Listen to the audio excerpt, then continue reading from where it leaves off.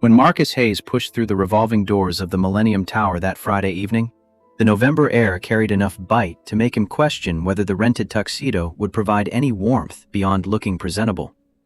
Chicago's skyline glittered against the darkening sky, each window a reminder that somewhere above him, in one of those glass and steel monuments to success, people who mattered were gathering to celebrate things he barely understood.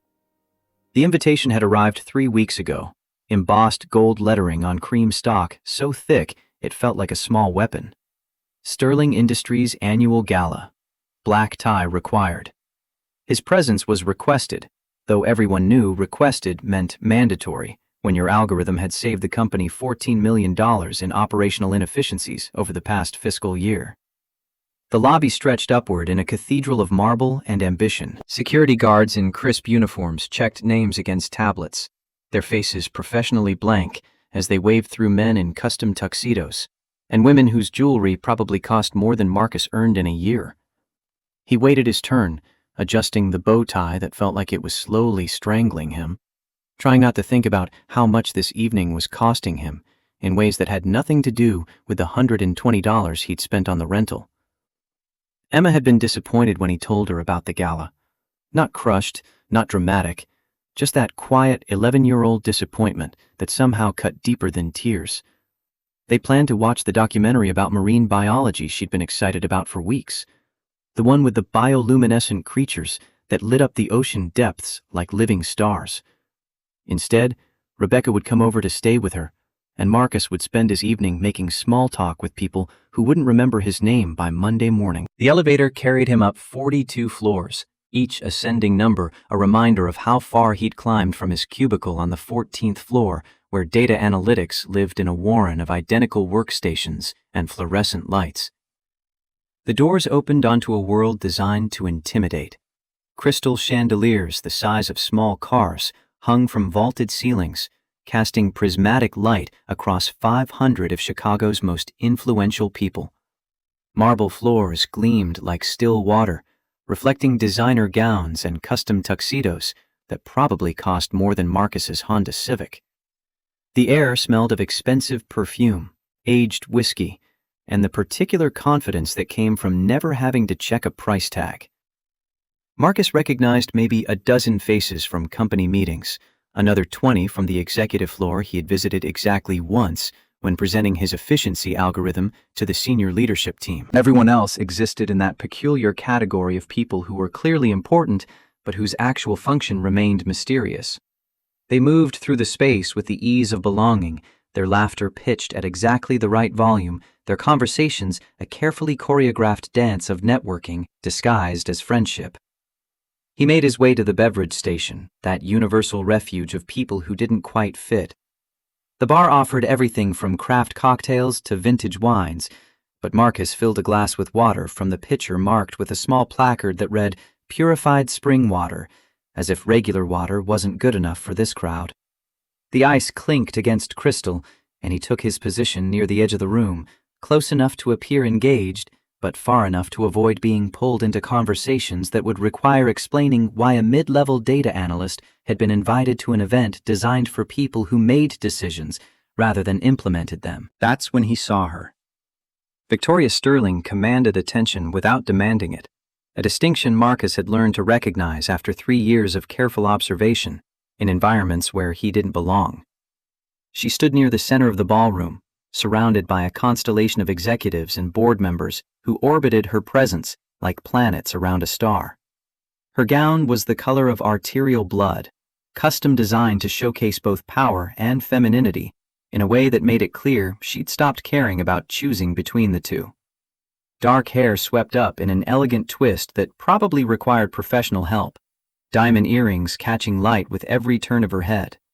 At 36, she'd built Sterling Industries from a modest inheritance into a multi-billion-dollar empire, spanning technology, real estate, and venture capital. Tonight's gala celebrated her latest acquisition, transforming a struggling manufacturing company into a profitable enterprise while saving 800 jobs in the process. Marcus had never spoken to her directly. Their only interaction had been during his algorithm presentation 6 months ago, when she'd sat at the head of the conference table and asked 3 questions that cut through 2 hours of technical explanation to identify the single point of potential failure he'd been worried no one would notice. She'd listened to his answer, nodded once, and said the work was elegant before moving on to the next agenda item. He'd gone home that night and looked up elegant in 3 different contexts to make sure it meant what he thought it meant. Now she moved through the crowd with practiced grace, her smile never wavering, her posture never relaxing. People competed for her attention, each one angling for position, for advantage, for the chance to be remembered as someone who mattered. She handled them all with the same professional warmth, the kind that felt genuine, until you noticed how quickly it could be redirected to the next person waiting their turn. Marcus checked his phone. 8:47. He'd promised Emma he'd be home by midnight to check on her, even though she'd insisted she was practically a teenager and didn't need checking on. The memory of her eye roll made him smile, a real one this time, not the careful expression he'd been wearing since walking through the door. The first time Victoria stumbled, it was so slight Marcus almost missed it. She was accepting a champagne flute from a passing waiter, her attention divided between the glass and something a board member was explaining with animated hand gestures. Her heel caught on the marble in a way that suggested the floor wasn't quite as level as it appeared.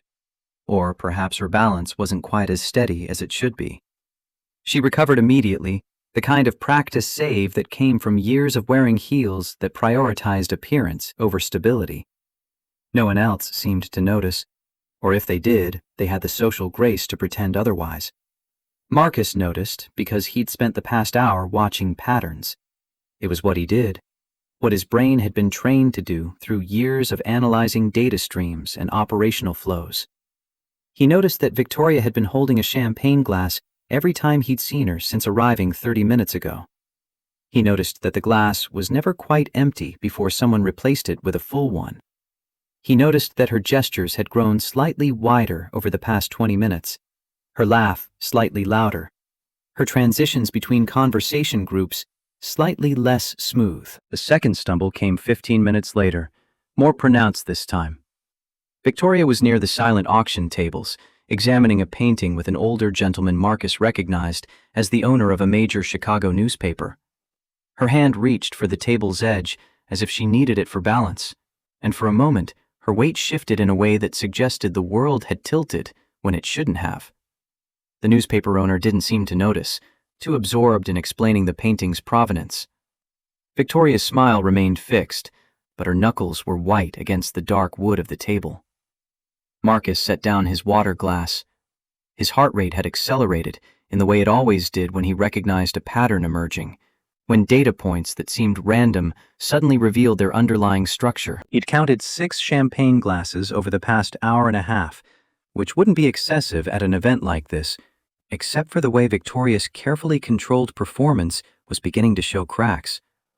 The way she held herself, slightly too rigid, as if relaxing would mean losing some essential fight with gravity.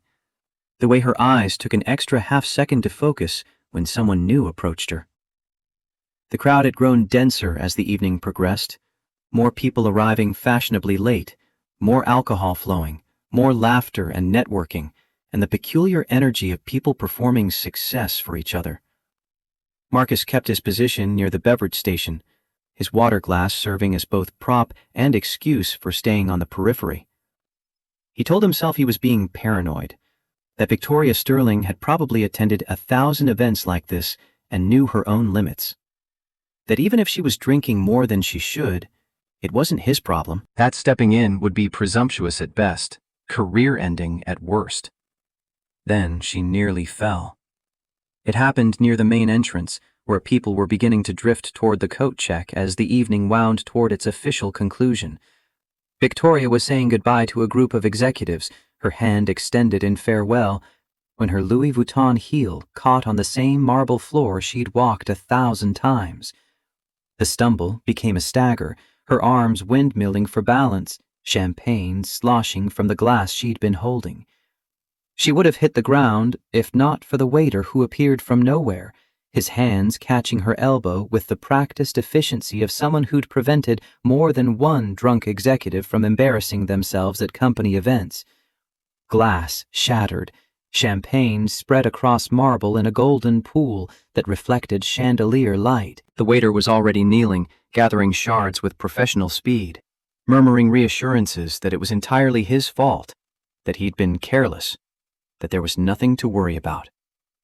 A security guard materialized along with a venue manager, their presence forming a protective barrier around both the mess and Victoria, ushering people away with apologetic smiles and smooth redirections. The crowd absorbed the moment and moved on. Someone made a joke about champagne waterfall art installations. Laughter rippled through the nearby groups and faded. The orchestra, which had paused for barely a heartbeat, resumed playing. Within 30 seconds, everything had returned to normal so efficiently, it was like the incident had never happened. Except Victoria wasn't where she'd been. Marcus scanned the thinning crowd and found her near the coat check, leaning against a marble column with her face turned away from the remaining guests. Her shoulders carried the rigid tension of someone holding themselves together through sheer force of will, the kind of control that took everything you had and left nothing for anything else. No one approached her. Not the executives who'd been competing for her attention all evening, not the board members who'd hung on her every word, not any of the 500 people who would have crawled across broken glass for a chance at a private moment with Victoria Sterling. They all looked away, their gazes sliding past her like water around a stone, pretending not to see what was impossible to miss. Marcus understood the calculus instantly. Acknowledging her moment of weakness, her loss of control, however minor, felt dangerous to everyone in this room. In the world these people inhabited, power was absolute or it was nothing. Showing concern would mean acknowledging the crack in the facade, and no one wanted to be the person who noticed when the queen was vulnerable. So they pretended not to see. They continued their conversations and their networking and their carefully orchestrated social dances, and they left Victoria Sterling alone in a room full of people. His feet were moving before his brain fully processed the decision.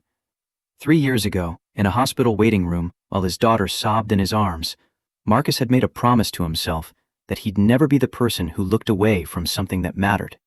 Never be one of those people who noticed the warning signs but decided it wasn't their problem, wasn't their business, wasn't their responsibility to interfere. He'd lost Julie because people had looked away, because her supervisor hadn't insisted she go home early when exhaustion was obvious, because a kid's friends had let him get behind the wheel when everyone could see he was impaired, because 100 small choices to avoid discomfort had cascaded into the death of the person Marcus loved most in the world. He crossed the ballroom with the same unremarkable efficiency he brought to everything, just another forgettable face in the crowd. When he reached Victoria, she was pressing her fingers against her temples, eyes closed, breathing carefully measured.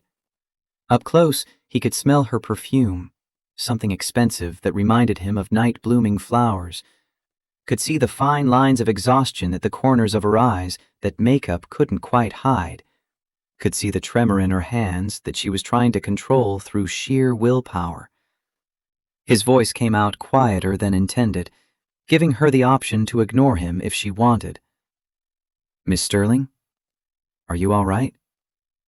Her eyes opened, dark and unfocused, taking a moment to place him. Recognition flickered. "Mr. Carter, the pattern finder." Her words were careful, each syllable precisely formed in the way of someone concentrating very hard on enunciation. "I was just leaving." "Can I help you find your driver?" Driver? She said it like the word was in a foreign language, her brow furrowing with confusion. "I sent him home hours ago. I thought—" She gestured vaguely at the ballroom behind them, at the thinning crowd of people who were determinedly not looking in their direction. "Someone would, but everyone's still—" She didn't finish the sentence, didn't need to. Everyone was still networking, still posturing, still playing the game, and she was the prize they all wanted, but no one wanted to see as human enough to need help. "Let me drive you home." The offer came out simpler than Marcus had intended, stripped of the careful phrasing he'd been constructing in his head. Just a direct statement of what needed to happen. You don't have to do that. I know. Victoria studied him for a long moment, her dark eyes trying to focus, trying to assess his motives. Marcus kept his expression neutral, patient. He wasn't angling for anything, wasn't trying to leverage this moment into opportunity. He was just a man who recognized a dangerous situation and couldn't walk away from it. Couldn't be another person who looked away when it mattered. Maybe she saw that. Maybe she was just too tired to keep standing. Either way, she nodded once. Okay. Getting Victoria's coat took 3 minutes of polite insistence with a coat check attendant who seemed convinced that Miss Sterling couldn't possibly be leaving with someone like Marcus. Getting through the ballroom without attracting attention took longer. People kept trying to intercept them, to pull Victoria into one more conversation, one more pitch, one more moment of her time. She handled them with practiced grace, her public smile back in place, even as she swayed slightly on her heels. Gentlemen, I'm afraid I have an early morning.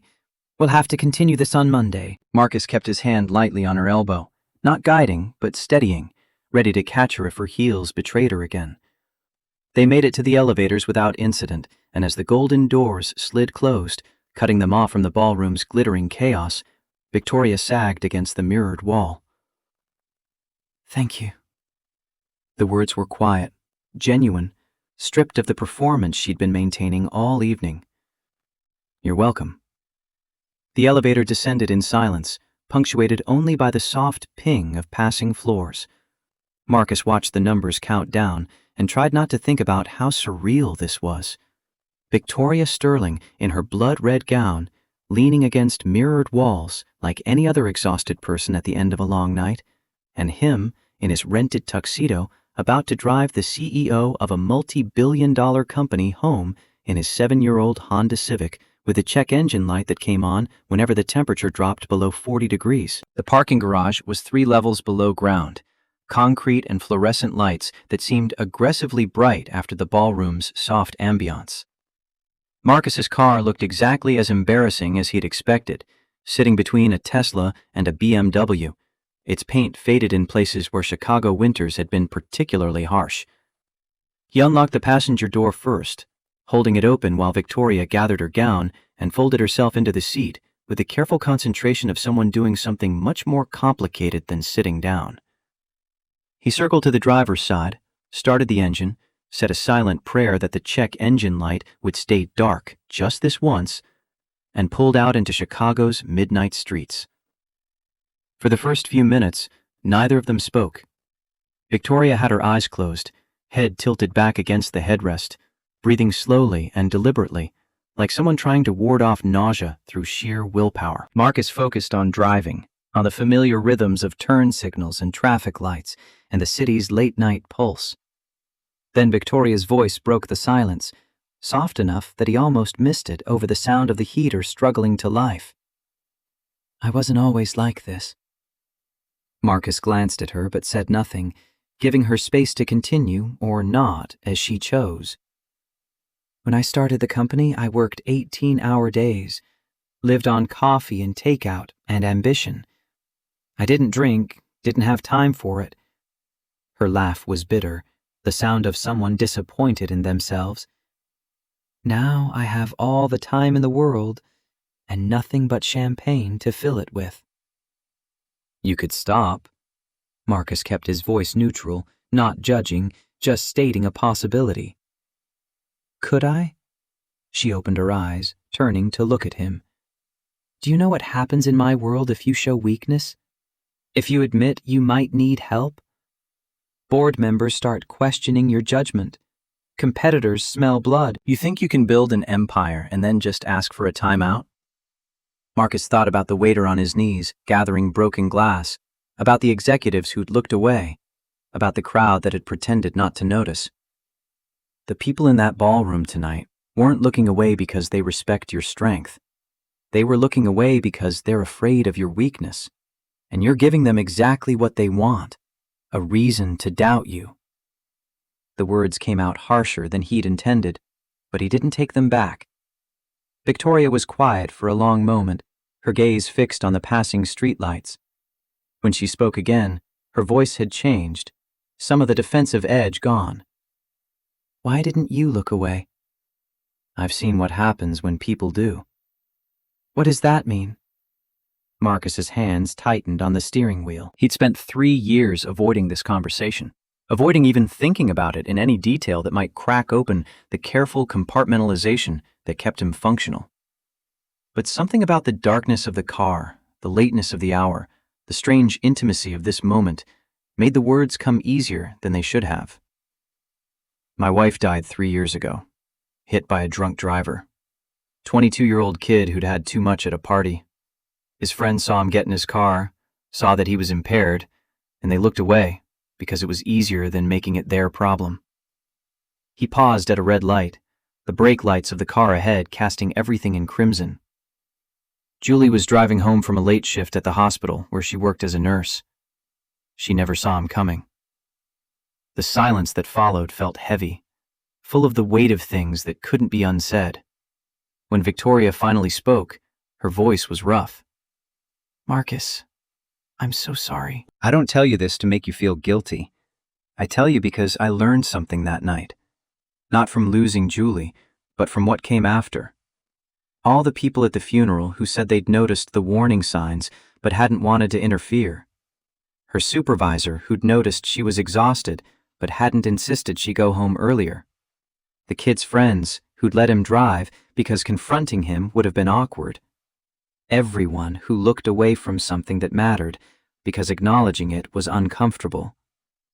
He pulled through the intersection, Chicago's late-night streets relatively empty now, most people home or settled into bars for the long haul. "I can't fix the world. Can't make people stop drinking. Can't make everyone's problems my responsibility. But when I see someone in a position where looking away might lead to harm, to them or to someone else, I can't do it. I won't be the person who looked away." Victoria didn't respond immediately. When she did, her voice carried a weight that suggested she was really asking, not making conversation. "Your daughter, how old?" 11. Emma. He paused, searching for words adequate to describe his daughter and finding them all insufficient. "She's everything." "Does she know about her mother?" "She was 8 when it happened. She remembers." Marcus felt his throat tighten. "She remembers too much and not enough, if that makes sense. She remembers Julie reading to her, making breakfast, singing off-key in the car. But she's losing the details, the exact sound of her voice, the specific way she smiled. And I can see her trying to hold on to those memories, and I can see them slipping away. And there's nothing I can do about it." "You're doing everything you can, being there for her. That matters more than you know." "I hope so." They drove in silence for another few minutes, the city passing by in strips of light and shadow. Then Victoria gave him her address, a high-rise building on the Gold Coast that Marcus recognized from architectural magazines Emma had shown him once, the kind of place where the doormen wore uniforms and the lobby had its own art collection. He pulled up to the entrance, put the car in park, and turned to look at Victoria. In the dim light of the car's interior, she looked younger somehow, or maybe just more human. The armor of her public persona had fallen away, leaving someone who was tired and lonely and scared in ways she probably never admitted to anyone. "Thank you," she said again, and this time the word carried more weight. "For seeing me. For not looking away." "Will you be all right?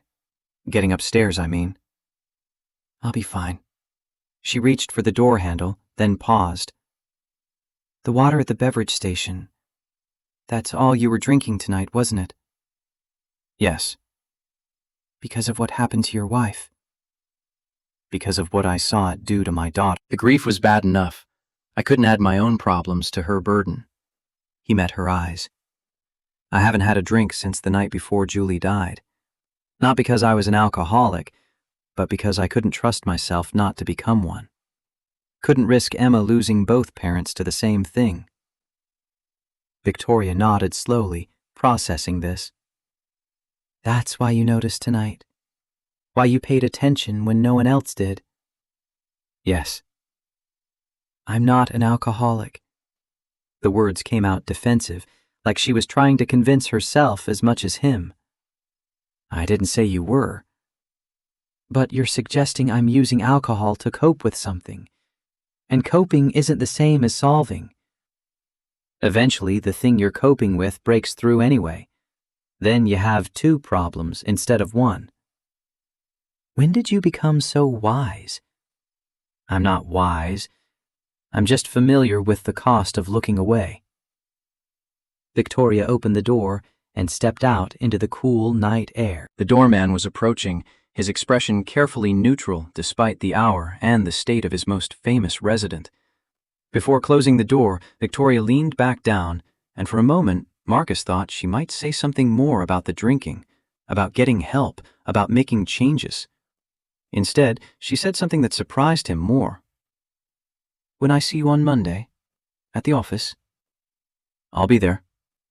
Good. She straightened, then added almost as an afterthought. And Marcus, what you did tonight, driving me home, talking to me like a person instead of a position. I won't forget it. Before he could respond, she turned and was walking toward the building entrance with the careful dignity of someone determined not to stumble.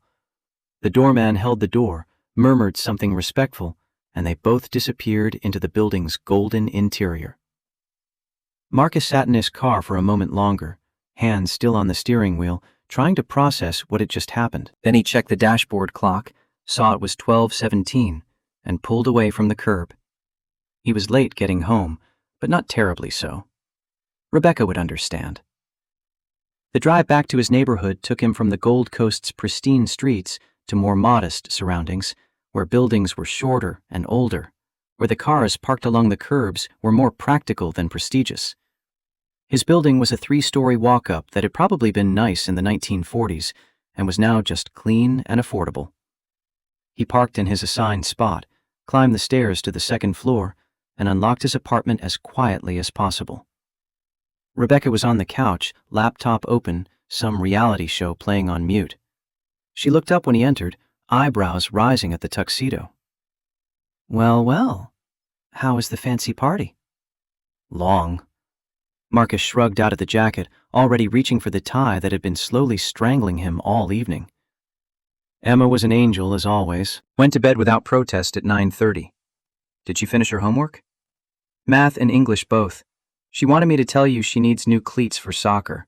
Apparently her current ones are tragically outdated, and she'll die of embarrassment if she has to wear them to practice again. Marcus smiled tiredly. Noted. I'll take her shopping this weekend.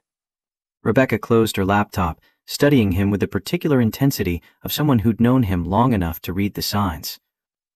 You okay? You look like something happened. Just a weird night. Weird how?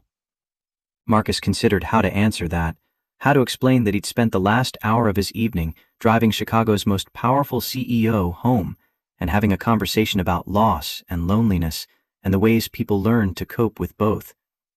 How to describe the strange moment of connection he'd felt with someone who existed in a completely different world from his. How to articulate the unsettling feeling that something significant had shifted, though he couldn't yet see the shape of what would come next. Weird like, I remembered why I don't drink at company parties, he finally said. Rebecca laughed. Fair enough. Well, I'm going to head home before Josh starts texting about where I am. You know how he gets. She grabbed her coat and bag, then paused at the door. Seriously though, Marcus, if you ever want to talk about anything, Julie or work or just life, I'm here. I know. Thank you. After Rebecca left, Marcus changed out of the tuxedo and into comfortable clothes, moving quietly through his small apartment. He checked on Emma, opening her door just enough to see her curled up under her constellation-patterned comforter, one arm wrapped around the stuffed elephant Julie had given her for her 5th birthday. Her breathing was deep and even, her face peaceful in sleep. Marcus stood there for a long moment, watching his daughter and feeling the familiar tightness in his chest that came from loving someone so much it physically hurt. She was everything good that remained from his life with Julie. Every laugh, every accomplishment, every terrible joke and eye roll and stubborn insistence on independence. Proof that something beautiful could survive even the worst tragedy. He closed her door quietly and went to his own room, but sleep didn't come easily. He lay in bed staring at the ceiling, thinking about Victoria Sterling in her red gown, about the loneliness in her eyes, about the way everyone had looked away when she stumbled. He thought about the cost of power and the price of being human in a world that demanded perfection, about coping mechanisms and the stories people told themselves to justify their choices, about his own choice made 3 years ago in a hospital waiting room while his daughter sobbed in his arms, to never let alcohol become his solution to unbearable pain. And he thought about Monday morning, when he'd returned to his desk and his algorithms and his quiet, unremarkable existence, and Victoria Sterling would return to her corner office and her board meetings and her empire. The strange intimacy of tonight would fade into the normal distance between a CEO and a mid-level employee. Everything would return to how it was supposed to be. Except patterns, once disrupted, never returned to their exact original form. Marcus had learned to trust his instincts about these things, about the subtle shifts that indicated when something fundamental was changing. And his instincts told him that what had happened tonight, the moment when he'd chosen not to look away, was going to matter in ways he couldn't yet predict. Outside his window, Chicago continued its endless movement. Millions of individual lives intersecting and diverging in patterns too complex for any algorithm to fully capture. Somewhere in the city, in a penthouse apartment with a view of the lake, Victoria Sterling was probably lying awake as well, thinking about the same moment from a different angle, wondering what it meant that someone had finally seen her not as a position or a prize, but as a person who needed help. The night didn't offer any answers, but sometimes, Marcus had learned, asking the right questions was enough to start changing the pattern. And tomorrow would reveal whether that change was for better or worse. For now, though, there was just this: the quiet apartment, his daughter sleeping safely down the hall, and the strange, uncertain knowledge that he'd done something that mattered, even if he couldn't yet see the full shape of what he'd set in motion. Monday morning arrived wrapped in the kind of gray drizzle that made Chicago feel like it was dissolving at the edges. Marcus dropped Emma at school after she'd spent the entire drive campaigning for the new cleats, making increasingly dramatic arguments about her social survival that would have been funny if she wasn't so genuinely convinced. He drove to the Sterling Industries Tower with the radio playing soft jazz that didn't quite mask the nervous energy humming through his chest. The weekend had given him distance from Friday night, enough time to convince himself that nothing had really changed. He'd helped someone who needed help, had a meaningful conversation, and that was the end of it. Victoria Sterling had probably woken up Saturday morning with a headache and vague embarrassment, had maybe sent a polite thank you email that some assistant drafted, and had already moved on to the 1,000 other concerns that filled a CEO's calendar. The intimacy of their conversation would be filed away as an aberration, something to be quietly forgotten by both parties. That's how these things worked in the corporate world. You maintained professional distance. You didn't acknowledge moments of weakness, and you certainly didn't let one evening of unusual circumstances disrupt the careful hierarchy that kept everything functioning. The lobby buzzed with its usual Monday chaos. Security badges beeping, coffee cups clutched like lifelines, the low hum of people psyching themselves up for another week. Marcus badged in, took the elevator to the 14th floor where data analytics occupied its warren of cubicles and conference rooms, and settled into his desk with the comforting routine of logging in, checking emails, and reviewing the weekend's automated reports. Nothing from Victoria. Of course not. What had he expected? He was 3 emails deep into a thread about database optimization when his desk phone rang. The internal number on the display made his stomach perform a complicated maneuver that had nothing to do with hunger. Extension 5000. Executive floor. He stared at it for 2 more rings before answering, his voice coming out more cautious than professional. This is Marcus Hayes. The voice on the other end was female, efficient, giving him no time to process. Mr. Hayes, please hold for Miss Sterling. Classical music filled the line before he could respond. Marcus's mind raced through possibilities, each one more uncomfortable than the last. Maybe she was calling to establish boundaries, to make clear that Friday night's vulnerability was an aberration that shouldn't be mentioned again. Maybe she'd reconsidered his comments in the car, decided they were presumptuous. Maybe this was the conversation where she thanked him politely and then made it very clear that their interaction would return to the appropriate distance between a CEO and a mid-level employee. The music cut off abruptly. Marcus? Her voice sounded different than it had Friday night. Clearer, more composed, but carrying something underneath that he couldn't quite identify. Not warmth, exactly, but not the professional distance he'd been expecting either. Good morning, Miss Sterling. Do you have a moment? I'd like you to come up to my office.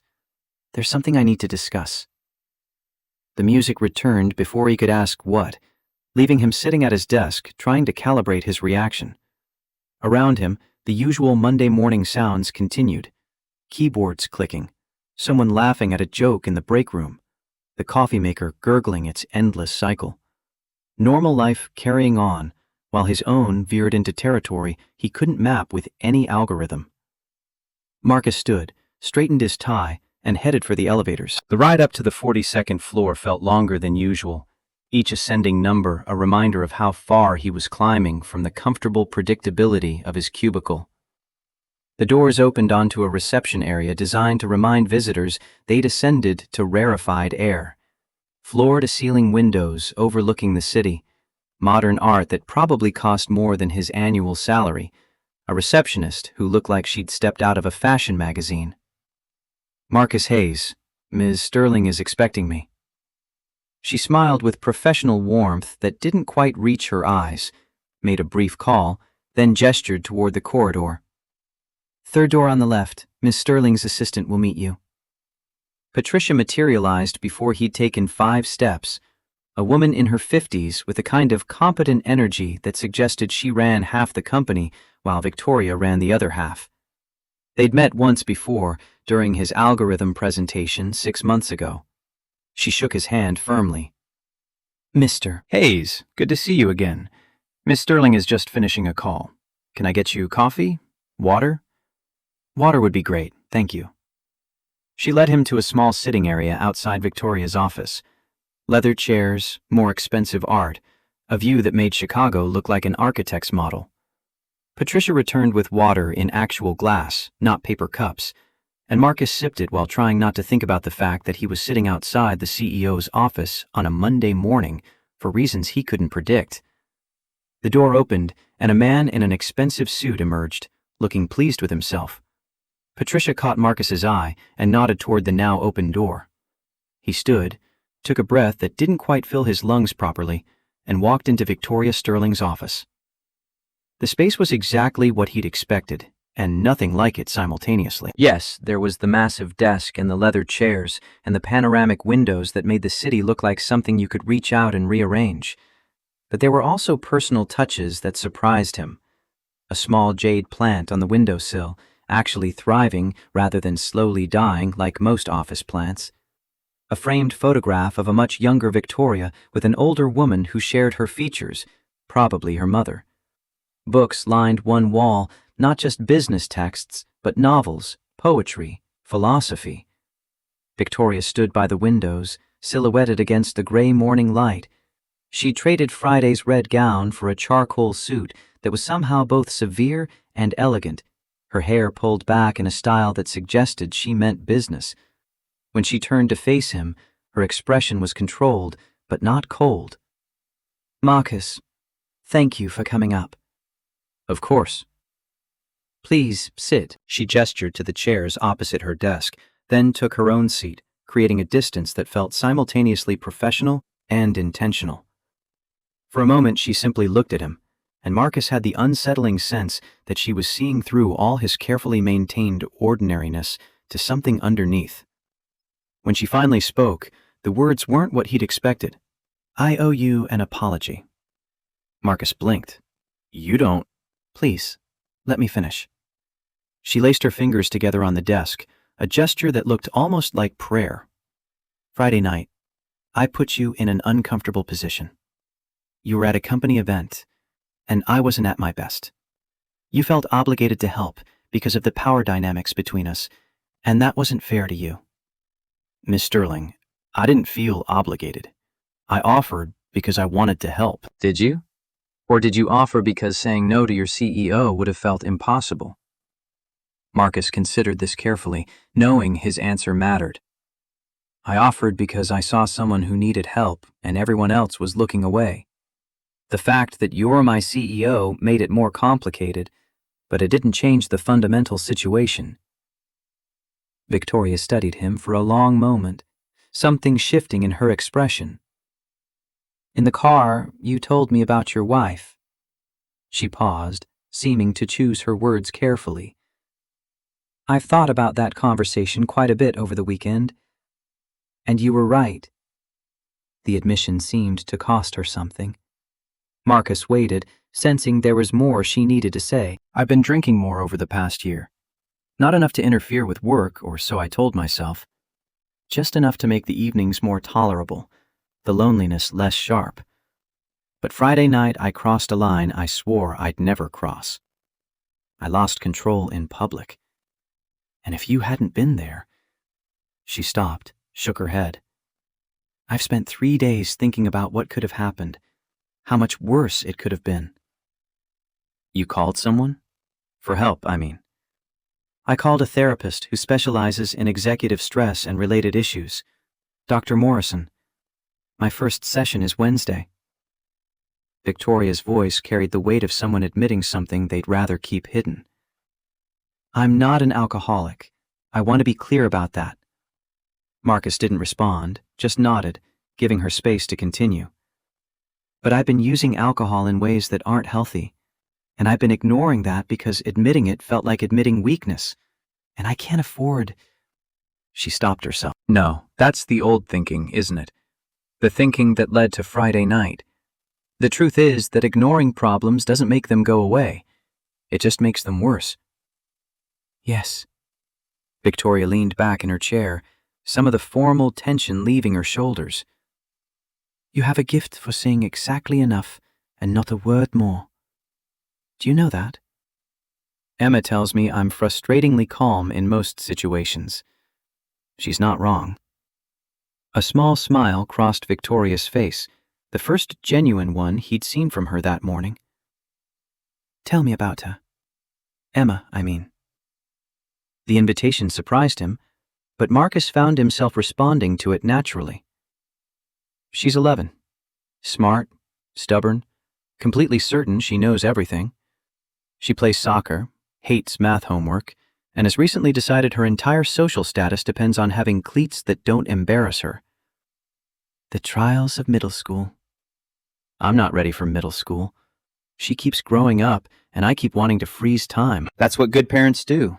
Want to protect their children from time itself. Something in Victoria's tone made Marcus look at her more closely. There was a weight behind the words that suggested personal experience, though whether from her own childhood or something else, he couldn't tell. Do you have kids? No. The word came out flat, final. Then, after a pause, I always thought there would be time for that. After I built the company, after I proved myself, after I secured everything. But there's always another milestone, another goal, another reason to wait. And now I'm 36, and I've built this empire, but I come home to an empty penthouse, and the only things waiting for me are emails and expensive wine. The honesty in the statement hung between them, vulnerable in a way that seemed to surprise Victoria herself. She straightened slightly, as if remembering who and where she was. I'm sorry, I didn't call you up here to unload my personal struggles. It's okay.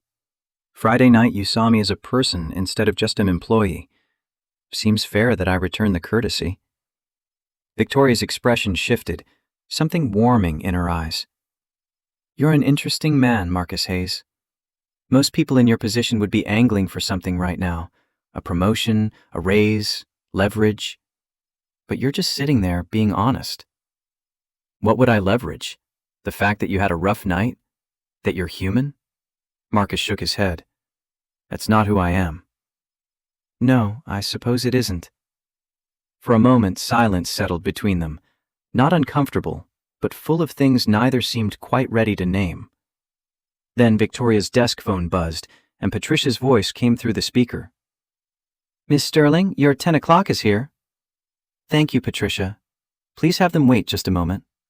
Victoria looked at Marcus. I should let you get back to work.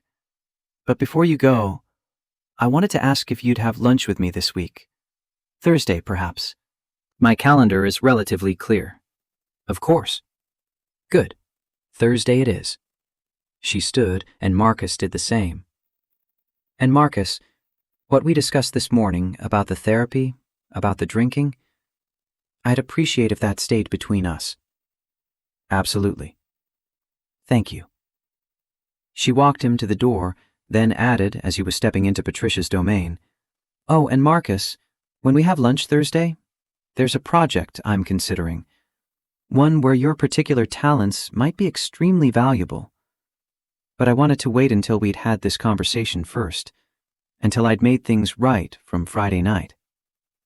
Marcus nodded, shook her offered hand, and left the office with more questions than answers. Patricia gave him a knowing smile as he passed, like she'd seen this scene play out before with other employees, though Marcus suspected the context was usually quite different. The elevator ride down felt longer than the ride up, giving him time to process the strangeness of the morning. Victoria Sterling had apologized to him, had shared personal struggles, had invited him to lunch to discuss some mysterious project. It all felt surreal, like he'd stepped sideways into an alternate version of his life where the CEO of his company treated him as something other than a useful but forgettable resource. Back at his desk, his phone showed 3 missed calls from the same internal extension. Marcus was about to check who when a figure appeared at the edge of his cubicle. James Thornton, Vice President of Operations, 50s, silver hair, the kind of executive presence that made junior employees straighten their spines instinctively. Hayes, my office. Now. The words weren't a request. Marcus saved his work, stood, and followed Thornton through the maze of cubicles to a corner office that spoke of 2 decades of climbing the corporate ladder. Thornton closed the door with more force than necessary and turned to face him. I'll be direct. Whatever you think happened Friday night at the gala, whatever conversations you had with Miss Sterling, you need to understand something very clearly. Thornton's voice carried the weight of someone used to being obeyed. Victoria Sterling is not your friend. She's not your confidant. She's the CEO of this company, and there are boundaries that exist for very good reasons. Marcus kept his expression neutral. I'm not sure I understand what you were seen leaving the gala with her, driving her somewhere. And this morning, she called you up to her office for a private meeting that lasted 30 minutes. Thornton crossed his arms. People are already talking, Hayes. And talk like that can damage careers very quickly. Yours specifically. Miss Sterling needed a ride home. I offered. That's all. That's all? You're a data analyst. She's the CEO. The power imbalance alone makes any interaction outside professional channels problematic. Thornton moved behind his desk, putting the furniture between them like a barrier. I'm not saying you had bad intentions, but I am saying that this company has policies for a reason. Fraternization policies, harassment policies, policies designed to protect everyone from exactly this kind of situation. Marcus felt something cold settling in his stomach. Are you accusing me of harassment? I'm saying that perception matters. And right now the perception is that a mid-level employee helped the CEO when she was in a vulnerable state. And now there are private meetings and lunch invitations. How do you think that looks? It looks like someone helped another person who needed help. It looks like opportunism, It looks like someone trying to leverage a moment of weakness into personal gain. Thornton's voice softened slightly, taking on an almost paternal tone. Look, Hayes, I'm trying to help you here. You're good at your job. That algorithm you developed saved us significant money. You have a future at this company, but not if you're seen as someone who takes advantage of situations for advancement. The implication hung in the air between them, heavy with threat. Marcus thought about Emma, about the mortgage on their modest apartment, about the careful life he'd built in the 3 years since Julie died, about how quickly it could all unravel if the wrong people decided he was a problem that needed to be managed. I haven't done anything inappropriate. Maybe not. But in this building, appearance and reality are the same thing. Thornton sat down, his posture relaxing now that he'd delivered his message. My advice? Decline the lunch invitation. Keep your interactions with Miss Sterling strictly professional and properly documented. Focus on your work. That's how you build a career here, not by what? Helping someone who needed help? Marcus heard his voice rising and forced it back under control. Miss Sterling was in a potentially dangerous situation Friday night. I drove her home safely. That's the extent of it. Then there's nothing to worry about, is there? As long as you maintain appropriate boundaries going forward. Thornton's smile didn't reach his eyes. You're dismissed. Marcus walked back to his desk, feeling like the floor had shifted beneath him. Around him, coworkers were absorbed in their screens, their conversations, their coffee runs. None of them looked at him, but he could feel the awareness in the room, the way news traveled through a corporate environment like electricity through water. By lunchtime, everyone on the 14th floor would know that James Thornton had called him in for a closed-door meeting. By tomorrow, the speculation would have spread to other departments. His phone buzzed. A text from an unknown number. This is Victoria. Patricia gave me your cell. Are you okay? Thornton just left a meeting with me looking displeased. V.S. Marcus stared at the message for a long moment before typing back. I'm fine. Nothing I can't handle. 3 dots appeared, disappeared, appeared again. If there's any fallout from Friday, I need to know. This is my responsibility, not yours. It's okay. Really. Thursday lunch still on? Marcus thought about Thornton's warning, about perception and reality, about the careful distance required to protect his career. Then he thought about Victoria sitting alone in her penthouse with nothing but emails and expensive wine, about the loneliness in her eyes, about the courage it took to admit you needed help. He typed, yes, Thursday works. The rest of Monday passed in a blur of database queries and report analysis, work that required enough concentration to keep him from dwelling on Thornton's threats. At 6:15, Marcus saved his progress, shut down his computer, and headed home to pick up Emma from Rebecca's house. His sister-in-law opened the door with a knowing look. So, apparently you had an interesting morning? Marcus stopped mid-step. How did you? Josh works in finance, remember? 2 floors up from you. The rumor mill in that building moves faster than the elevators. Rebecca stepped aside to let him in. Want to tell me what's actually going on, or should I just believe the version where you're secretly dating the CEO? I'm not dating anyone. But something happened. Marcus found Emma in the living room, sprawled on the floor with homework spread around her in organized chaos. She looked up when he entered, her face brightening in the way that still made his chest tighten with the force of loving her. Dad, did you bring dinner, or are we cooking? We're cooking. Whatever you want. Tacos! Tacos it is. Rebecca followed him back to the entryway, her voice low enough that Emma wouldn't hear. Marcus, seriously, if something's going on at work, you can talk to me. It's complicated. Most things worth doing are. They said goodbye, and Marcus drove Emma home, listening to her chatter about school drama and the absolutely critical need for new cleats before Saturday's game. At home, they made tacos together in the narrow kitchen, falling into the easy rhythm they developed over 3 years of being a team of 2. Emma set the table with exaggerated care, a habit she'd picked up from Julie and maintained like a sacred ritual. Over dinner, Emma studied him with the unnerving perception of someone who'd learned to read his moods for signs of trouble. "Did something happen at work?" "What makes you think that?" "You have your thinking face on. The one where you're trying to figure out a problem but don't want to talk about it yet." Marcus smiled despite himself. "You know me too well." "So something did happen?" "Just work stuff. Politics. Nothing for you to worry about." "If it's nothing to worry about, why do you look worried?" He set down his taco. "You're going to make an excellent lawyer someday. Or a detective." "I'm going to be a marine biologist, remember? We talked about this." Emma's expression shifted to something more serious.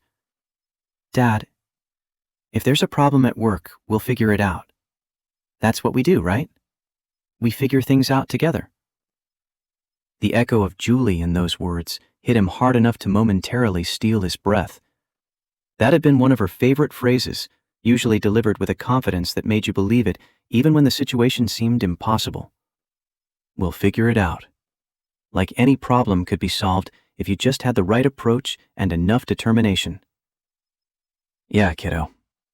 That's what we do." After dinner, after homework and the nightly battle over whether 11 was old enough to have more screen time, after Emma finally surrendered to sleep with her stuffed elephant tucked under one arm, Marcus sat in the quiet living room and pulled out his phone. Victoria's text was still there, her number saved now in his contacts. He stared at it for a long moment before typing. "Thornton warned me to stay away from you. Said any interaction outside professional channels could damage my career." The response came faster than he expected.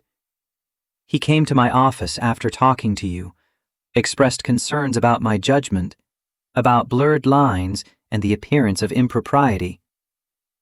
"What did you tell him?" "That my personal decisions are not his concern, and that if anyone in this company has a problem with who I choose to have lunch with, they can bring it to me directly."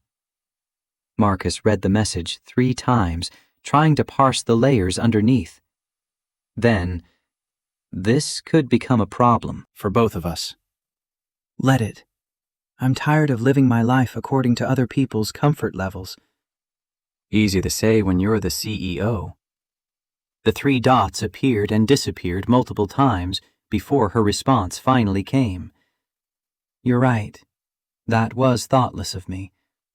The risk isn't equal. If you want to cancel Thursday, I understand." Marcus thought about Emma's words. "We figure things out together." About Victoria's admission that she'd been using alcohol to fill the emptiness in her life. About the way everyone had looked away Friday night, choosing their own comfort over someone else's need. About the kind of man he wanted Emma to see him as, the example he wanted to set. He typed, "Thursday still works, but we should probably talk about what we're doing here. Whatever this is." "Agreed. Thursday then. And Marcus, thank you for not looking away. Again."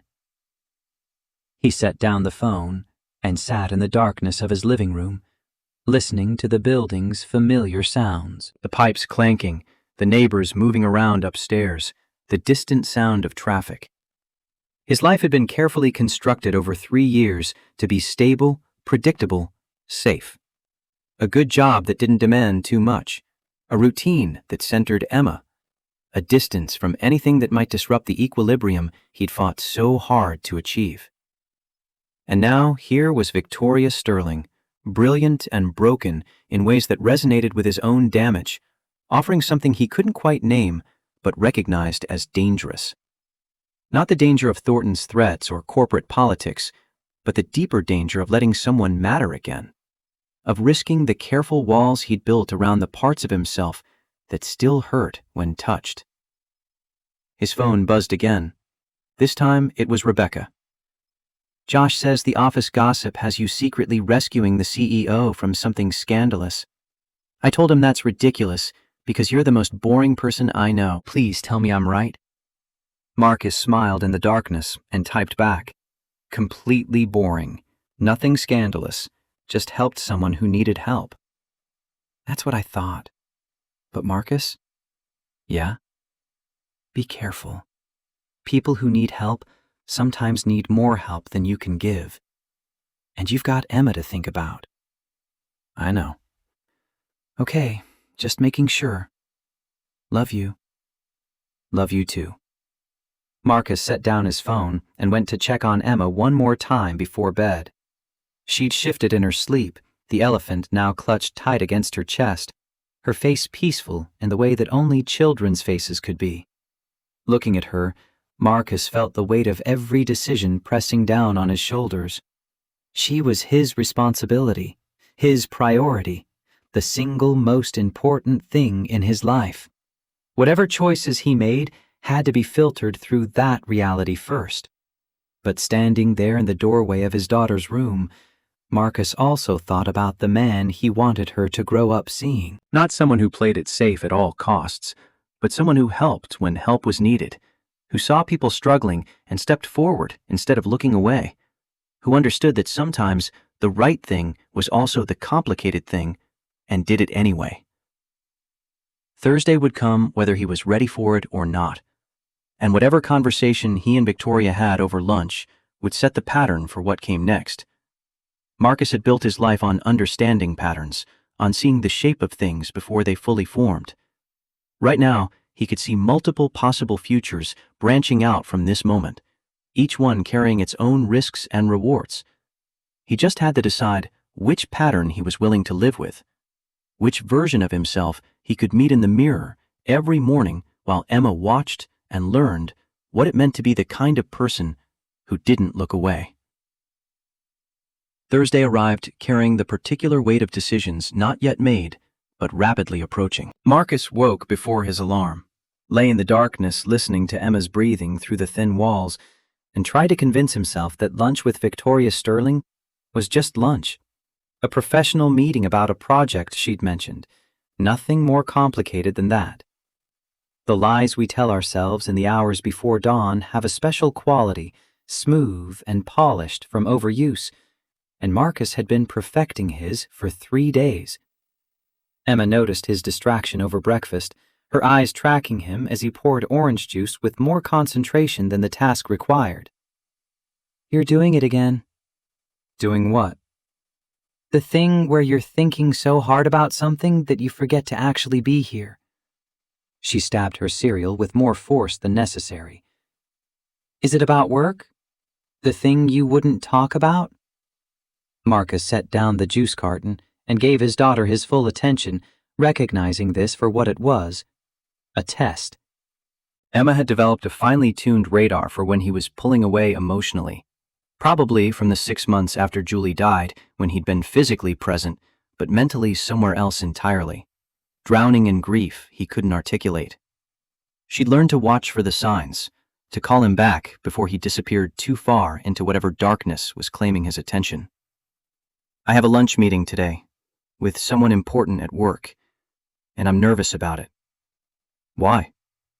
Because sometimes when you help people, it changes things, makes relationships more complicated.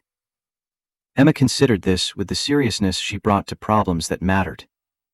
Is it the lady from Friday night? The one you drove home? Marcus felt surprise register before he could control it. How did you? Aunt Rebecca mentioned it when I asked why you seemed weird this week. She didn't give me details.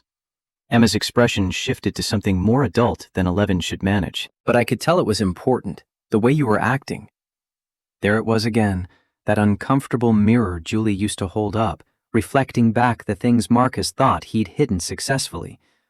Emma had inherited her mother's ability to see through protective walls, to identify the shape of truth even when it was dressed up in misdirection.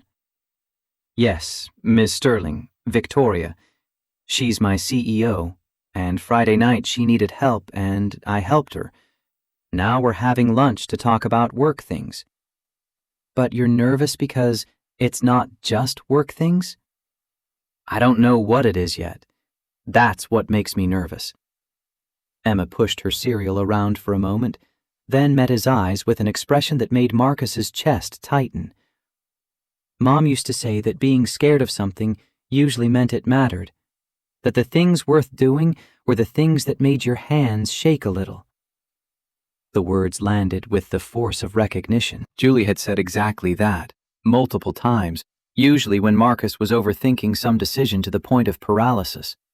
She delivered it with that particular smile that meant she was calling him on his nonsense, gently but firmly, reminding him that analysis was valuable, but courage was necessary. Your mother was right about a lot of things. So maybe you should stop being nervous and just go see what happens? Emma stood, carrying her bowl to the sink with the careful competence of someone who'd learned independence earlier than most kids. Worst case, it's just lunch. Best case, maybe it's something good. Marcus drove her to school with that wisdom rattling around in his head, wondering when his daughter had become wise enough to dispense advice about emotional risk. At the office, the atmosphere had shifted in ways both subtle and significant. People who usually greeted him in the elevator suddenly found their phones fascinating. Colleagues who normally stopped by his desk kept their distance.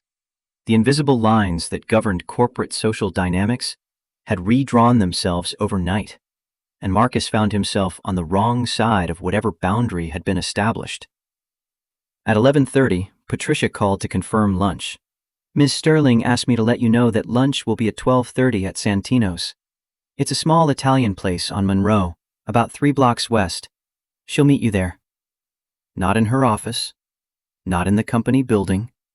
A restaurant. Public, but not too public. The kind of choice that suggested Victoria had thought carefully about optics.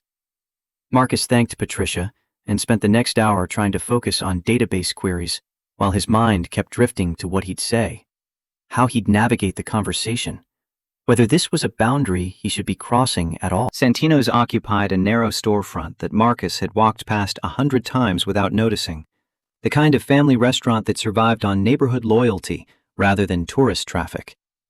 Checkered tablecloths, candles in wine bottles, the smell of garlic and fresh bread overwhelming in the best possible way. Victoria sat in a corner booth wearing jeans and a simple sweater, her hair down instead of up, appearing more approachable than the woman who'd nearly fallen at the gala. She smiled when he approached, genuine rather than professional. Thank you for coming. I know this week has probably been complicated for you. Complicated is one word for it.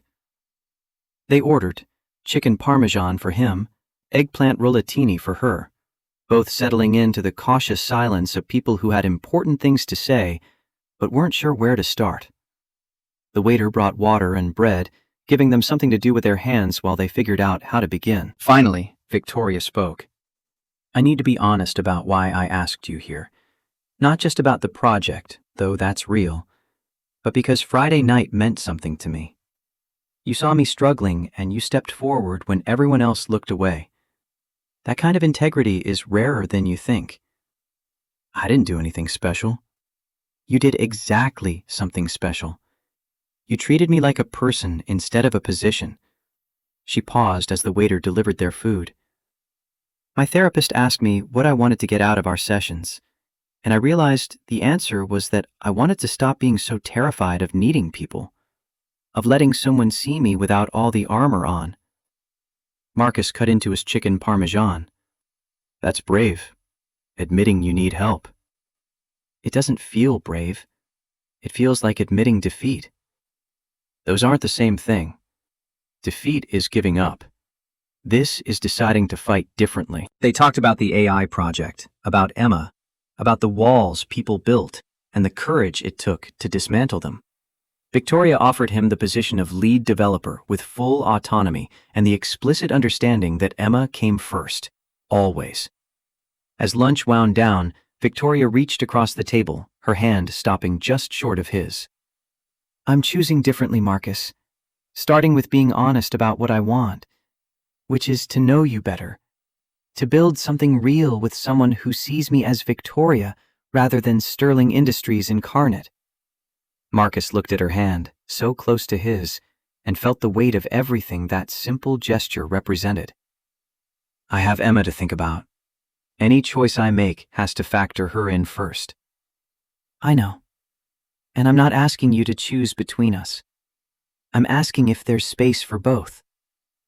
I'd like you to meet her. Properly, I mean.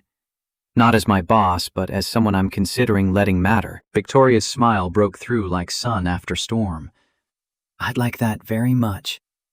Walking back toward the office, Marcus felt something shifting.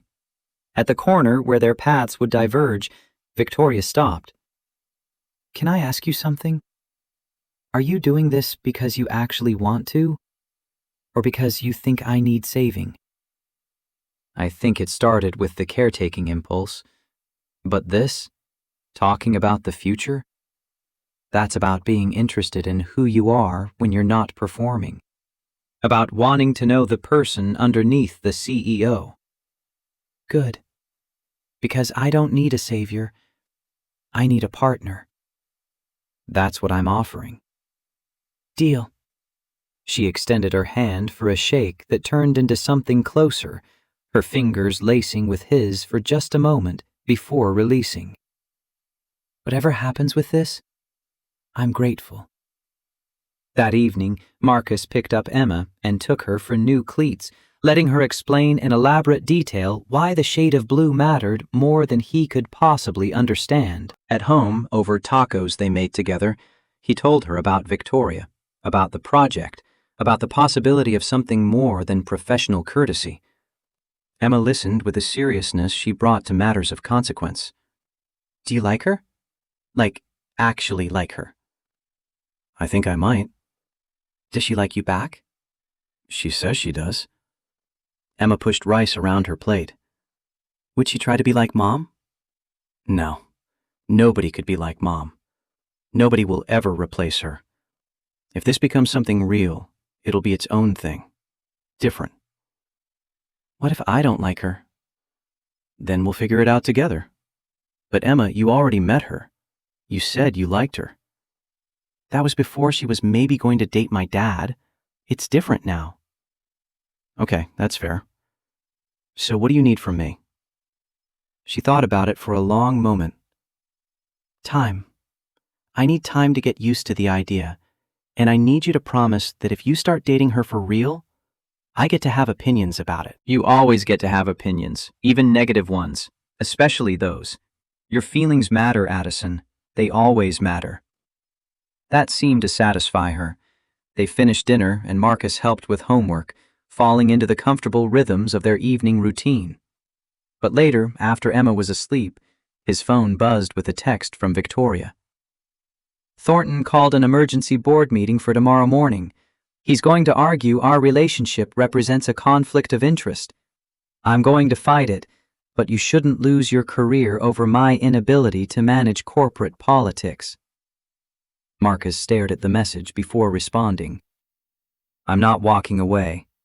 Whatever this is, it matters enough to fight for. See you tomorrow. You're sure? This could get ugly. I'm sure. We figure things out together. That's what people do when they choose not to look away. Friday morning arrived too quickly. Marcus rose at 6, showered, dressed in his best suit, and made breakfast for Emma with hands that shook slightly. His daughter watched him over cereal, her eyes carrying Julie's perception. You've got this, Dad. How do you know? Because you're you, and you don't give up on things that matter.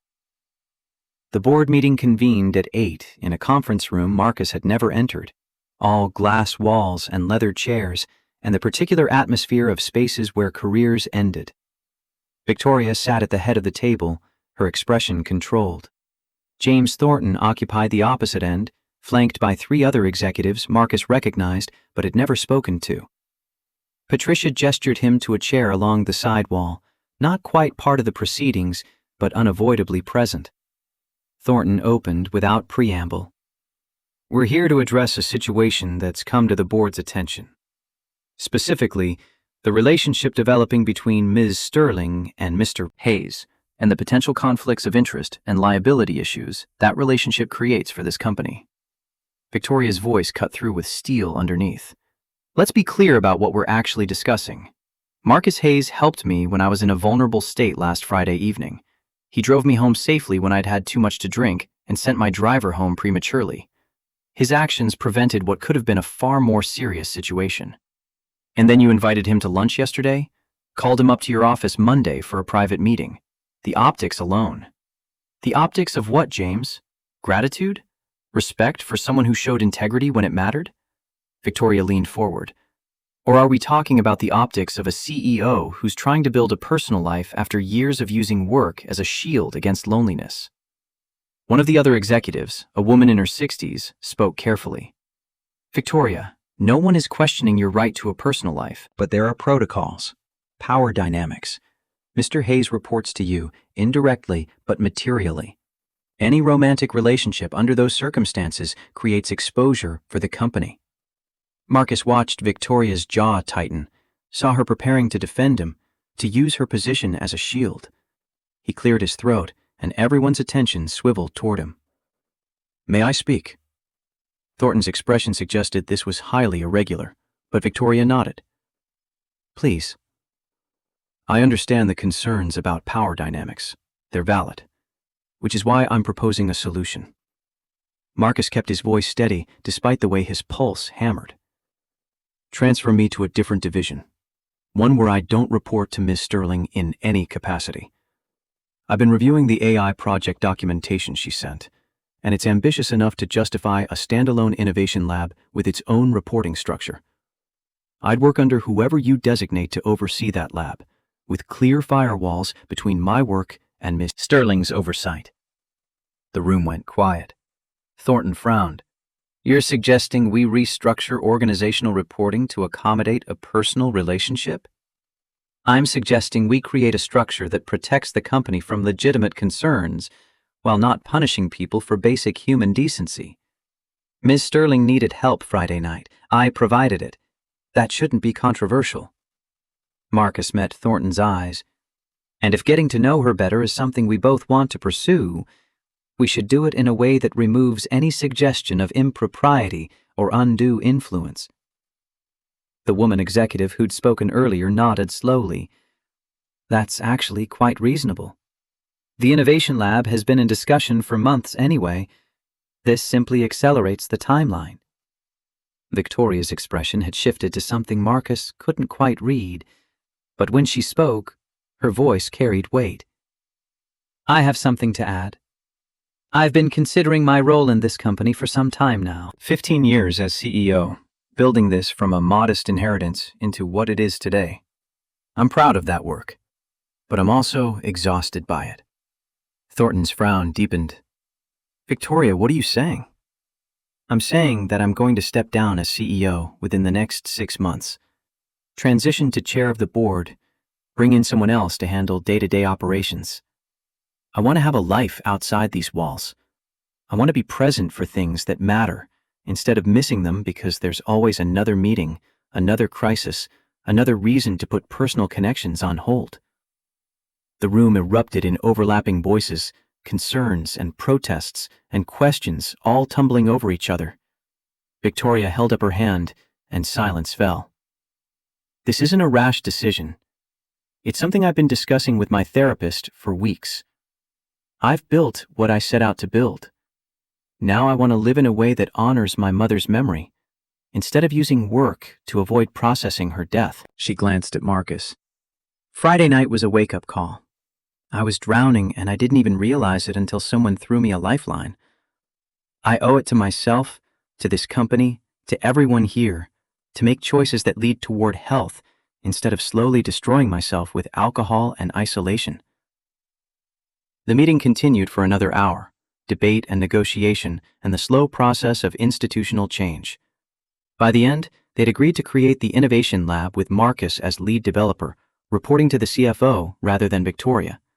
They'd agreed to Victoria's transition timeline, with the understanding that she'd spend 6 months finding and training her successor. And they'd agreed, reluctantly but definitively, that what Victoria and Marcus chose to do with their personal lives was their own business, as long as the professional structures protected the company from liability. Walking out of the conference room, Marcus felt like he'd run a marathon. Victoria caught his arm in the hallway, her fingers warm through his suit jacket. That was the bravest thing I've ever seen. You stood up to a room full of executives and proposed a solution that protected both of us. I wasn't going to let you fight alone. Most people would have. Most people would have taken the easy way out, walked away, protected themselves. Her eyes searched his face. You really meant it? About figuring things out together? I don't say things I don't mean. I know. That's what makes you extraordinary. The weeks that followed established new patterns. Marcus transitioned to the Innovation Lab, a separate floor with its own budget and mandate. The AI project consumed his days with the kind of engaging complexity he'd been craving, problems that required creativity and technical precision in equal measure. The team he built responded to his leadership with enthusiasm, grateful for someone who understood both the theoretical elegance and practical implementation challenges. Victoria began her succession planning, the process of finding someone who could carry Sterling Industries forward while she stepped into a role that allowed for actual life balance. She continued therapy, stopped drinking entirely rather than trying to moderate, slowly dismantled the armor she'd been wearing for 4 years. And they dated. Carefully at first, conscious of the scrutiny still surrounding them. Coffee on Sunday mornings at a cafe halfway between their apartments. Dinner on Wednesday evenings, when Victoria's schedule allowed. Long phone conversations late at night when Emma was asleep and the world felt small enough to contain just 2 voices. 6 weeks after the board meeting, on a Sunday morning in early December, Marcus invited Victoria to his apartment for breakfast. Emma had spent the night at Rebecca's house for a sleepover with her cousins, giving Marcus time to prepare. When Victoria arrived at 9, he was pulling pancakes from the griddle, the kitchen filled with the smell of butter and vanilla. Pancakes? Victoria's smile was genuine, delighted. I haven't had homemade pancakes in years. Sunday tradition. Emma and I have been making them together since she was 6. Julie taught her the recipe before she died. They ate at the small table by the window, morning light streaming through glass that needed cleaning but somehow looked perfect anyway. Victoria had dressed casually, jeans and a sweater, her hair loose around her shoulders. She looked younger like this, more herself, less the polished executive and more the woman who laughed at terrible reality television and sang off-key in the shower. Can I tell you something? Victoria set down her fork, her expression serious. I've been thinking about what it means to really change. To not just stop drinking, but to actually build a different kind of life. What have you concluded? That I need people. Real connections, not just professional networks. Friends who know me as Victoria, not as Sterling Industries CEO. A life that includes book clubs and hobbies and Sunday pancakes with someone who sees me as human rather than untouchable. Marcus reached across the table and took her hand. You are human.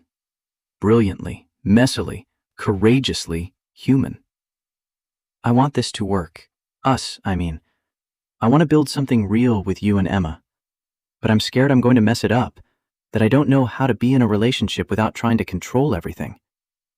Then we learn together. Make mistakes together. Figure it out as we go. He squeezed her hand. You don't have to be perfect, Victoria. You just have to be honest. She stood, walked around the table, and before Marcus could fully process the movement, she was kissing, soft at first, tentative, then deepening into something that tasted like maple syrup and possibility, and all the careful hope they'd been building over weeks of learning each other. When they pulled apart, both slightly breathless, Victoria rested her forehead against his.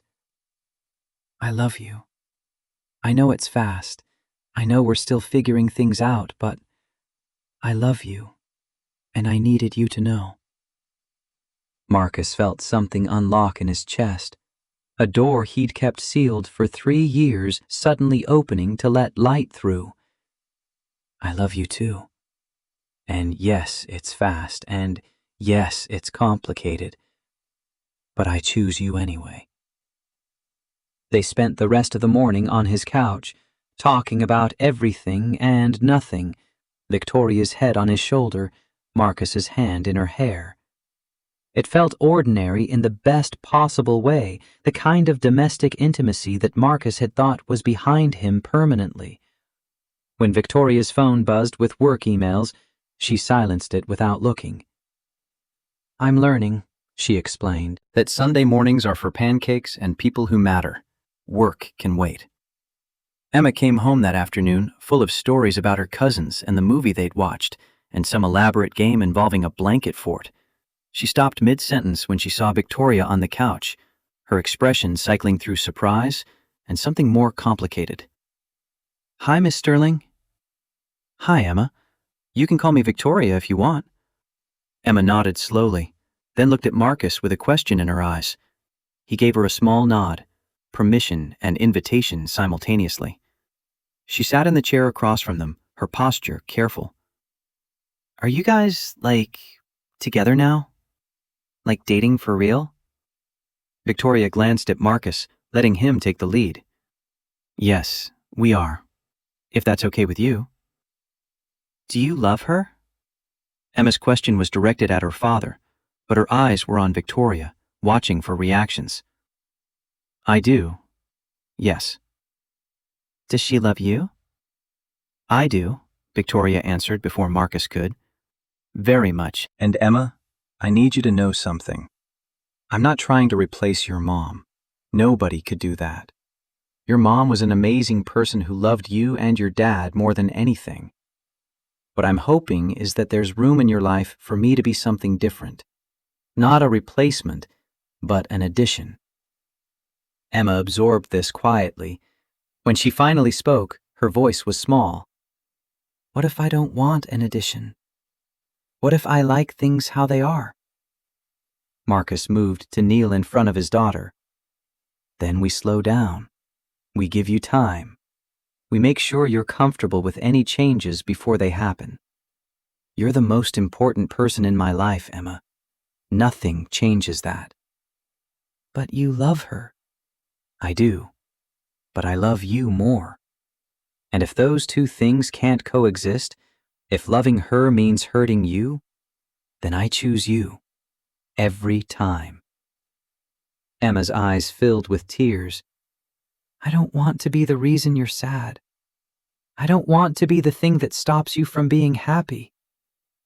"You could never be that thing." Marcus pulled her into a hug, feeling her small body shake with sobs she'd been holding back. "You're my happiness, kiddo. You're what makes everything else possible." Victoria stayed where she was on the couch, not trying to join the moment, respecting the space Emma needed with her father. When Emma finally pulled back, wiping her face with the back of her hand, she looked at Victoria with red-rimmed eyes. "I'm not saying I'm ready for you to, move in or anything." "I'm not asking for that." "But I guess I could get used to you being around more. Maybe." Emma's voice wavered. "As long as you're nice to my dad, and you don't try to make me call you Mom or anything weird like that." "I promise. No weird expectations. Just being present and respectful, and earning your trust over time." "Okay. Then I guess it's okay." Emma stood, heading toward her room with the particular energy of someone who needed space to process. She paused in the doorway. "But I meant what I said." "You have to be nice to him. He deserves someone who's really nice."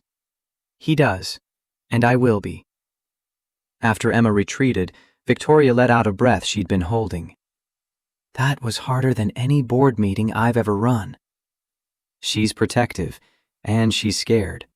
She's lost one parent already.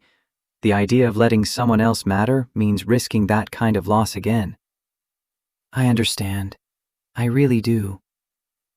Victoria moved closer, taking Marcus's hand. "We'll go at her pace. Whatever she needs."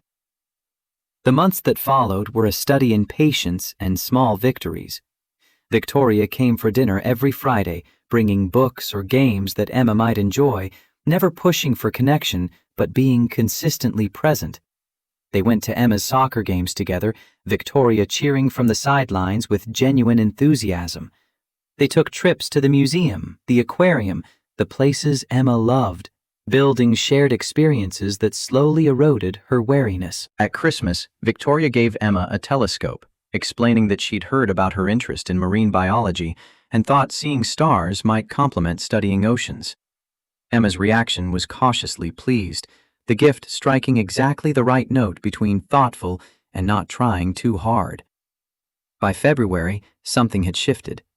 Emma started greeting Victoria with genuine smiles instead of careful politeness, started sharing stories about school without prompting, started, in small ways, treating Victoria like someone who belonged in their orbit rather than someone temporarily visiting.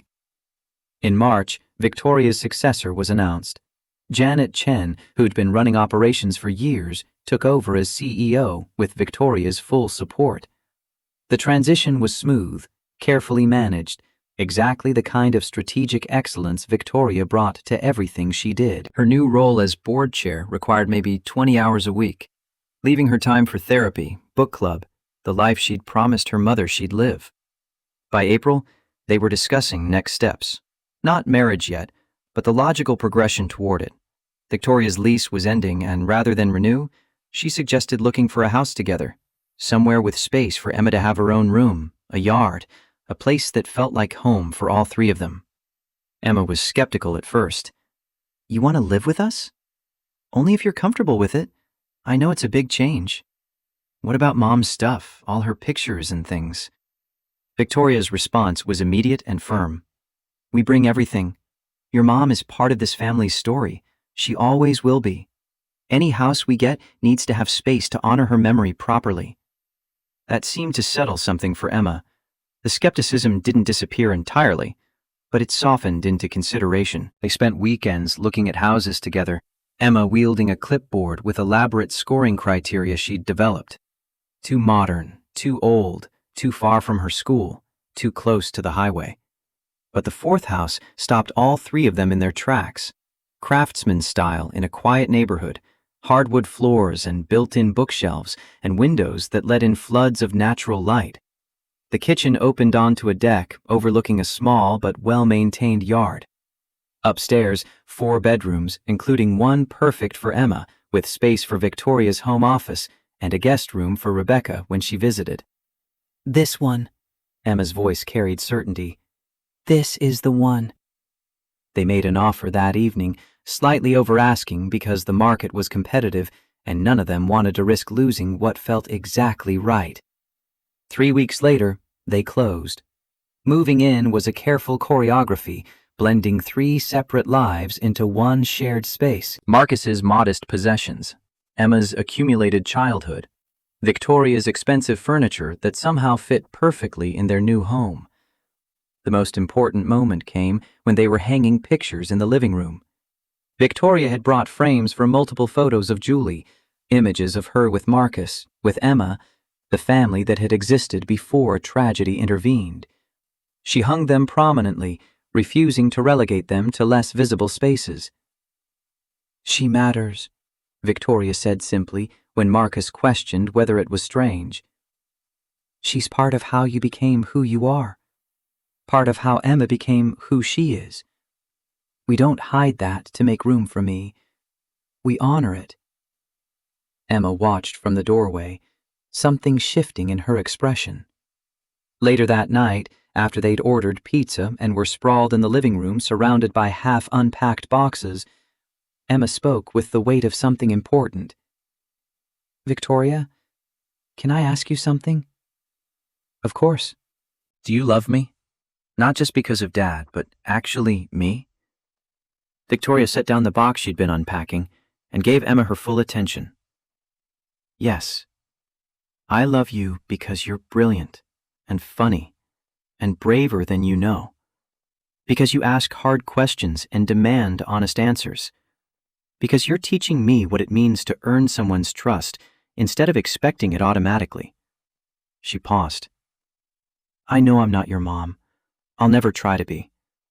But if you're asking if I love you as fiercely as any parent could, the answer is yes. Absolutely yes." Emma's eyes filled with tears. "What if something happens to you?" What if I let you matter, and then you leave, like Mom did?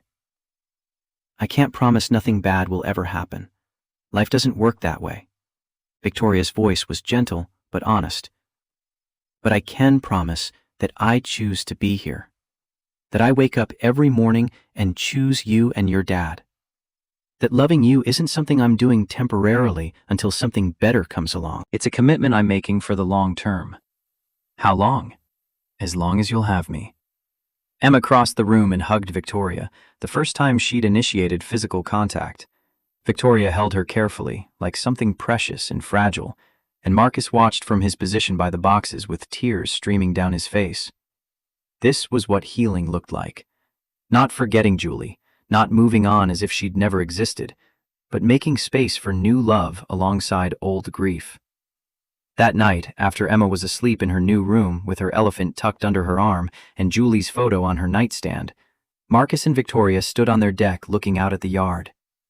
I have something for you. Marcus pulled a small box from his pocket, his hand shaking slightly. I know we've been moving fast. I know we're still figuring things out. But I also know that what we have is real. That you make me want to be braver than I thought possible. That Emma needs to see that it's possible to build something beautiful after loss. He opened the box, revealing a ring, sapphire surrounded by small diamonds. Marry me, Victoria. Make this family official.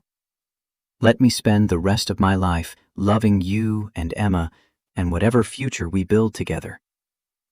Victoria's hands went to her mouth, tears streaming down her face. Yes. God, yes. Of course, yes. He slipped the ring onto her finger, and she pulled him into a kiss that tasted like salt and joy and all the accumulated hope they'd been building together. When they finally broke apart, both slightly breathless, Victoria laughed through her tears. We should tell Emma in the morning. Let her be part of this. Make sure she's okay with it. She's going to have opinions. I'm counting on it. The next morning, over pancakes that had become their Sunday ritual, they told Emma. Her reaction was immediate and enthusiastic, jumping up to examine the ring, already planning what she'd wear to the wedding, insisting that she needed to be more than just a bridesmaid. I want to be like the chief family officer or something. The person who makes sure everyone remembers this is about building a family, not just having a party. Victoria laughed. Chief family officer it is. You're in charge of making sure we don't lose sight of what matters. Can we have the wedding here? In the backyard? If that's what you want, then yes. Emma's smile was brilliant, uncomplicated in a way Marcus hadn't seen since before Julie died. This is really happening. We're really going to be a family. We already are, Marcus said gently. The wedding just makes it official. They spent the next 4 months planning, the three of them together, every decision made with Emma's input valued equally. Small wedding, intimate, held in their backyard with close friends and family bearing witness. Rebecca cried through her reading. Josh had to supply tissues. Patricia gave a toast about watching Victoria transform from the ice queen into someone capable of joy. But the moment that mattered most came during the ceremony itself, when Emma stood between Marcus and Victoria, holding both their hands. The officiant had worked with them to create something non-traditional, something that acknowledged Emma as an integral part of the union being formed. Marcus spoke his vows first. I'm marrying both of you today.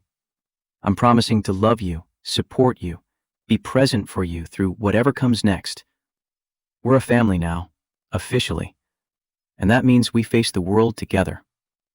Victoria's vows echoed his. I'm not replacing anyone. I'm adding to something already beautiful. Emma, thank you for letting me into your life, into your family. I promise to honor your mother's memory, to support your dreams, and to love you as fiercely as any parent could. And Marcus, thank you for seeing me when everyone else looked away. Thank you for believing I could be more than my worst moment. Thank you for teaching me that love is worth the risk of pain.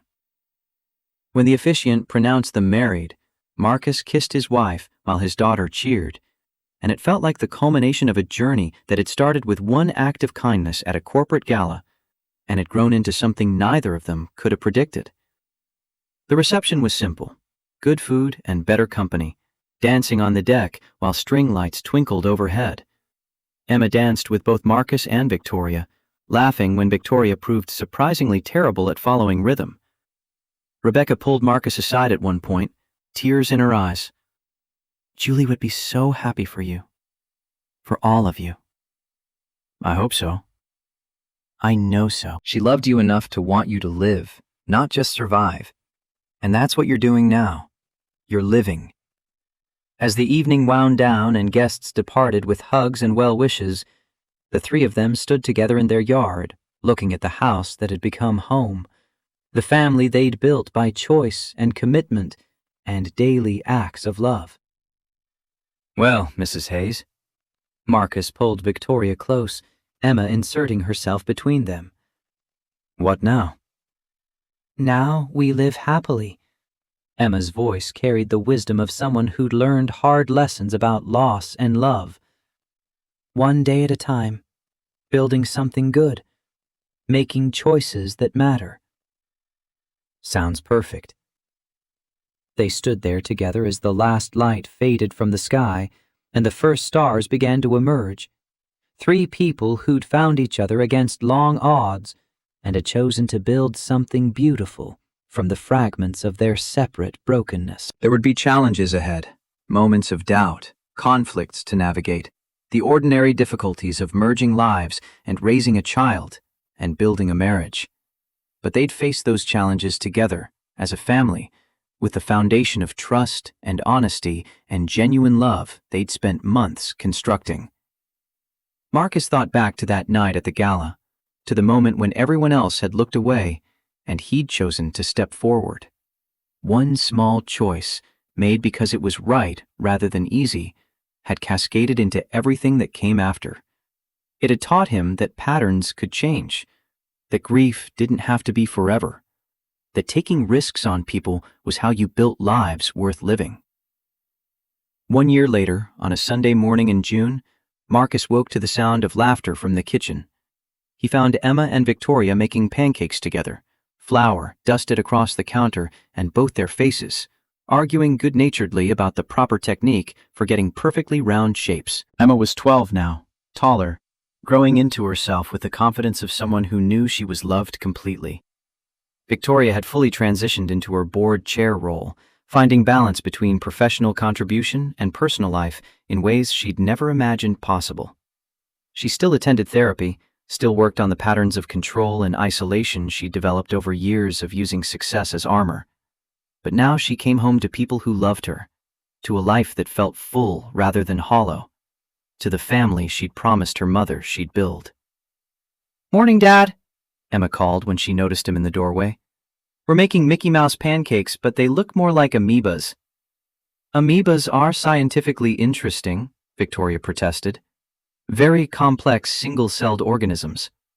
"That's not the point of Mickey Mouse pancakes." Marcus joined them in the kitchen, accepting coffee from Victoria with a kiss, ruffling Emma's hair while she complained about him messing up her carefully arranged disaster.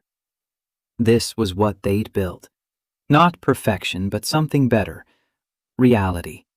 Messy, complicated, beautiful reality where people loved each other through mistakes and challenges, where grief and joy could coexist, where choosing not to look away opened doors to possibilities that had seemed closed forever.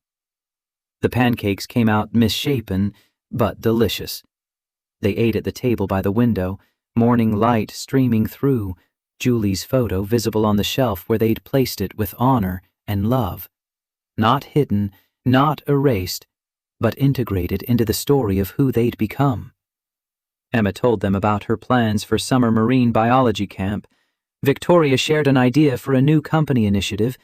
Marcus described a breakthrough on his AI project. Ordinary conversation, ordinary life, the kind of beautiful mundane that Marcus had thought was behind him permanently. But here it was, offered again in different form, with different people, building toward a future he couldn't fully predict, but trusted would include days like this. pancakes and laughter, and the accumulated warmth of people choosing each other every morning, every day, through every challenge and triumph. Emma looked between them with satisfaction. This is good. This family thing. We're good at it. We are, Victoria agreed, reaching for both their hands. We really are. And in that moment, in that kitchen filled with morning light and pancake evidence and the comfortable chaos of lives being lived together, Marcus understood that this was what it meant to heal. Not to forget what came before, but to build something new alongside it. To choose possibility over safety, connection over isolation, living over merely surviving. The pattern had changed. The future had opened. And three people who'd found each other in the unlikeliest of circumstances had proven that sometimes the bravest thing you could do was refuse to look away when everyone else did, because in that moment of seeing and being seen, everything could change.